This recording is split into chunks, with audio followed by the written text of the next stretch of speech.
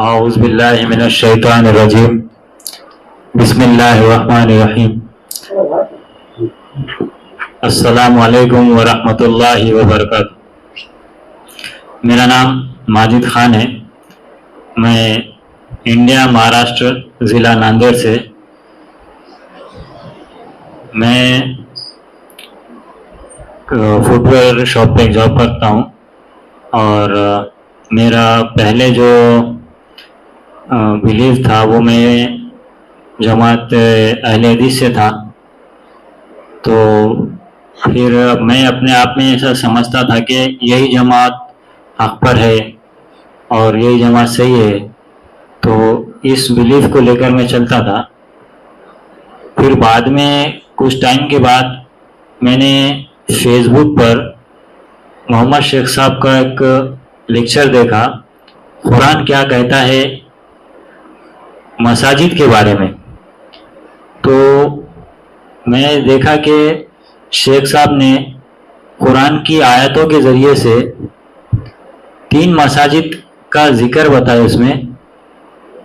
تو جس میں پہلی مسجد کا جو ذکر تھا وہ سورہ آل عمران میں 3:96 میں ان اول بیت وضع للناس للذی ببکۃ مبارکا وہدی للعالمین، بے شک یہ پہلا گھر ہے جو وضع کیا گیا انسان کے لیے اور مبارک ہے، بکہ کے ساتھ ہے، تمام جہان والوں کے لیے ہدایت کی جگہ ہے۔ تو مجھے اس آیت میں یہ سمجھ میں آیا کہ بے شک جو اللہ کا جو گھر ہے وہ پہلا گھر ہے، اور وہ کیا ہے مکہ میں ہے۔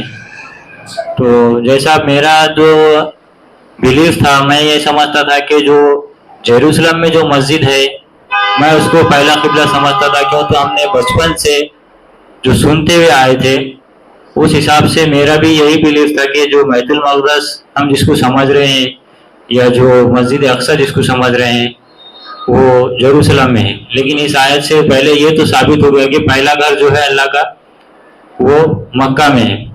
اور پھر ایک آیت سورہ بنی اسرائیل سورہ 17 نمبر کی سورت ہے، اس میں پہلی آیت ہے سبحان الذی اسری بعبدہ لیلا من المسجد الحرام الی المسجد الاقصی الذی بارکنا حولہ لنریہ من آیاتنا انہ هو السمیع البصیر۔ پاک ہے وہ ذات جو لے گیا اپنے بندے کو رات میں مسجد حرام سے مسجد اقصی کی طرف، اور ہم نے اس کے ماحول کو برکت کر دی، بے شک تیرا رب سننے والا ہے، دیکھنے والا ہے۔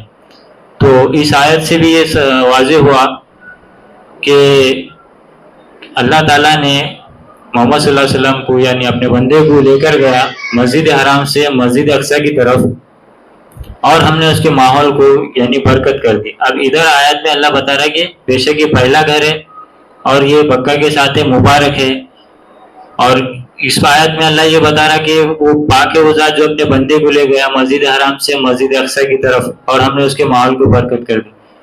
تو ان دونوں آیاتوں میں شیخ صاحب نے جو واضح کرے وہ مجھے اتنا طریقے سے میرے دل میں اتری وہ آیت، اور مجھے فٹ سے ایمان میں نے لے کر آ گیا۔ کیوں تو آیت میں اللہ تعالیٰ یہ بتا رہا ہے کہ جہاں پر لے کر جا رہا ہے محمد صلی اللہ علیہ وسلم کو اپنے بندے کو، تو اس جگہ کو یعنی مسجد اقصی کو اللہ کہہ رہا ہے کہ ہم نے برکت والا بنا دیا۔ تو اب میں جب دیکھ رہا ہوں یروشلم میں جو ہم جس کو پہلے سمجھتے تھے مسجد اقصی، وہ برکت میں نہیں ہے، اور یہاں اللہ بتا رہا آیت میں کہ ہم نے اس کے ماحول کو برکت کر دی۔ تو اللہ تعالیٰ تو آیت میں غلط نہیں بتا سکتا، جھوٹ نہیں بول سکتا۔ تو میں وہ آیت پہ میرا ایمان آ گیا جب سے، اور میرا اپنا بلیو ہو گیا اس پر، اور میں نے اپنا قبلہ وہاں سے چینج کر دیا۔ تو پھر آیت میں اللہ تعالیٰ ایک بتا رہا ہے کہ وہ جو مسجد ہے جس کو ہم سمجھ رہے ہیں مسجد اقصی جو یروشلم میں ہے، تو اس آیت میں بھی اللہ نے واضح کر دیا کہ وہ کون سی مسجد ہے۔ تو وہ سورہ توبہ 9 اس کی 107 آیت ہے والذین اتخذوا مسجدا ضرارا کفرا وتفریقا بین المؤمنین وارصادا لمن حارب اللہ ورسولہ من قبل ولیحلفن ان اردنا الا الحسنى واللہ یشہد انہم لکاذبون. تو اللہ اس آیت میں بتا رہا ہے کہ کچھ لوگ ہیں جنہوں نے ایک مسجد کو پکڑ کے رکھا ہے کفر کرنے کے لیے، مومنوں میں تفرقہ پیدا کرنے کے لیے، نقصان پہنچانے کے لیے، اور اللہ اور اس کے رسول سے پہلے سے جنگ کرتے ہوئے آ رہے ہیں، اور یہ حلف اٹھاتے ہیں کہ ہمارا ارادہ سوائے اچھائی کے کچھ بھی نہیں ہے، اور اللہ گواہی دے رہا ہے کہ یہ لوگ جھوٹے ہیں. تو اس آیت میں یہ واضح ہو رہا ہے کہ جو مسجد اقصی ہم سمجھ رہے ہیں یروشلم میں، وہ تو اصل میں مسجد ضرار ہے. کیوں تو ان لوگوں نے پکڑ کے جو رکھا ہے مسجد کو، اس کی بنیادی جو ہے کہ اس میں لوگوں میں تفرقہ پیدا ہو اور مومنوں کے اندر، اور اس میں نقصان پہنچانے کا مومنوں کو. تو اس آیت میں واضح طور سے یہ ثابت ہو رہا ہے کہ وہ مسجد ضرار ہے اور اس میں امن کبھی بھی نہیں آ سکتا. تو ہمیشہ وہ نقصان ہی رہے گا اس مسجد میں.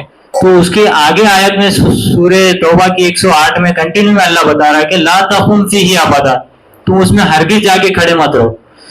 تو تب سے پھر میں نے اپنا جو بلیف تھا میرا، جو میں نے اس کو چینج کر دیا، اور میرا جو ایمان آیا ان تینوں آیتوں کی وجہ سے میں نے اپنا ایمان، اپنا بلیف چینج کیا. اور تب سے الحمدللہ اللہ کرم سے میں شیخ صاحب کے تمام ویڈیوز دیکھتا ہوں. قرآن کیا کہتا ہے بنی اسرائیل کے بارے میں، قرآن کیا کہتا ہے حدیث کے بارے میں، قرآن کیا کہتا ہے نکاح کے بارے میں، قرآن کیا کہتا ہے مسلم کے بارے میں. تو الحمدللہ دھیرے دھیرے سب ان آیتوں کے ذریعے سے جیسا آیتیں واضح ہوتی چلی گئی، میرا ایمان اور عمل بڑھتا گیا، اور مجھے اس کے ذریعے سے علم آتا گیا، اور صرف اللہ کی کتاب اور آیتوں کے ذریعے سے میں اپنی زندگی گزارنا شروع کرتا ہوں. اور الحمدللہ شیخ صاحب کے وجہ سے جو آیتیں ہم پر واضح ہوئی ہے اس کا بہت بڑا اللہ کا کرم ہو گیا. کیونکہ اگر میں پوری زندگی بھی اگر قرآن کو پڑھتا تھا، سمجھنے کی کوشش کرتا تھا، تو تب بھی مجھے یہ جو واضح ہوا ہے 3 آیتوں کے ذریعے سے، وہ پوری زندگی بھی مجھے سمجھ میں نہیں آ سکتا تھا، سوائے جو شیخ صاحب نے ان آیتوں کو واضح کر کے بتایا اور تصدیق بھی ہوئی آیتوں کے ذریعے سے. ایسا نہیں کہ میں صرف سنی سنائی بات پہ عمل کر رہا ہوں، میں نے خود ویریفائی کیا ہوں، آیتوں کو تصدیق کیا ہوں سورت نمبر آیت نمبر کے ساتھ، اور وہ آیتیں پڑھنے کے بعد، اس کا ترجمہ سمجھنے کے بعد وہ پوری آیتیں میرے دل پہ اتری. تو الحمدللہ تب سے میں نے اپنا قبلہ اور اپنا بلیف چینج کیا ہوں. تو اور ایک آیت میں یہ کہنا چاہوں گا کہ جس کی وجہ سے میرے ساتھ میں وہ ہوا، عمل بھی ہوا ہے، جیسا شیخ صاحب بتاتے تھے کہ اگر ہم اپنا ایمان، اپنا قبلہ چینج کریں گے تو آپ کے ساتھ ویسا ہونا ہی ہونا ہے. تو الحمدللہ میرے ساتھ بھی کچھ اس طرح ہوا ہے. تو وہ آیت ہے سَيَقُولُ السُّفَهَاءُ مِنَ النَّاسِ مَا وَلَّاهُمْ عَنْ قِبْلَتِهِمُ الَّتِي كَانُوا عَلَيْهَا قُلْ لِلَّهِ الْمَشْرِقُ وَالْمَغْرِبُ يَهْدِي مَن يَشَاءُ إِلَى صِرَاطٍ مُسْتَقِيمٍ. کہ بے شک عنقریب لوگ جو احمق ہے وہ کہیں گے کہ کس نے تجھ کو اپنے قبلے سے پھیر دیا جس پر تو تھا. تو اللہ کہہ رہا ہے کہ بے شک یہدی من یشاء الی صراط مستقیم، مشرق اور مغرب کا جو مالک ہے وہ اللہ ہے، اور وہ جسے چاہتا ہے سیدھے راستے کی طرف ہدایت کرتا ہے.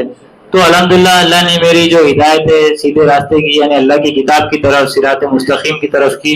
اور یہ میرے ساتھ ایسا پریکٹس بھی ہوا ہے کہ لوگوں نے مجھے کہے بھی ہے، اس طریقے سے کچھ باتیں بہت ساری ہوئی ہے. تو اتنا کہہ کے میں اپنی بات کو ختم کرتا ہوں. جزاک اللہ.